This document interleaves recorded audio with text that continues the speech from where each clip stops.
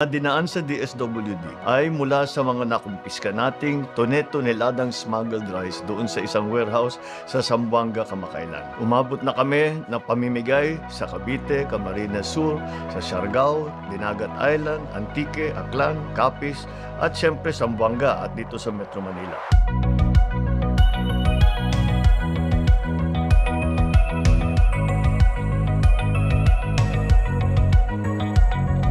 Nagugulat nga ang mga tao dahil sako-sako ang pinamimigay natin. Pero kahit mabigat, dahil masaya sila, ay nabubuhat nila ang 25 kilos na bigas.